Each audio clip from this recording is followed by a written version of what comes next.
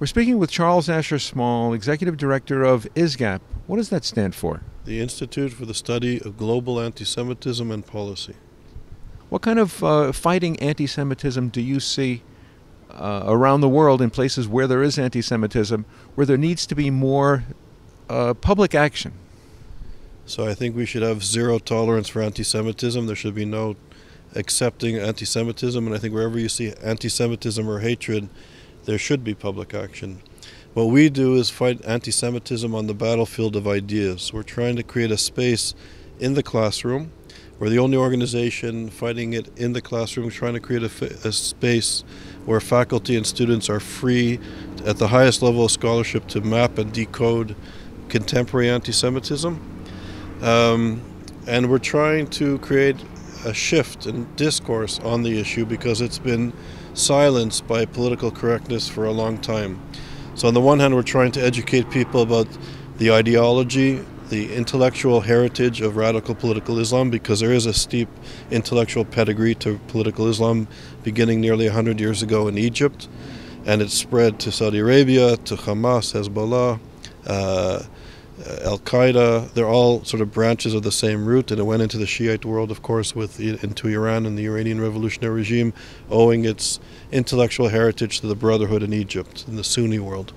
And we need to understand what's happening on the ground, but also why in this intellectual moment has there been such silence from the intellectuals and the media of record on these issues. So trying to understand this sort of postmodern moment of silencing any serious analysis of contemporary anti-Semitism.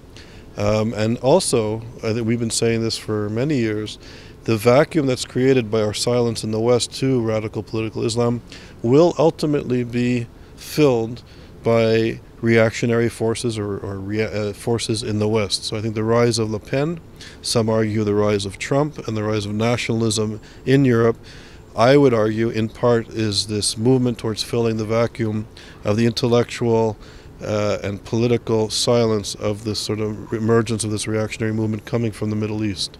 So there's a danger, in my view. On the one hand, we have reactionary movements in the Middle East, the catastrophe in Syria, the ongoing genocide, the refugee crisis that's affecting the Middle East, Lebanon, Jordan, teetering on the brink because of the refugee crisis, now moving into Turkey and affecting the European context.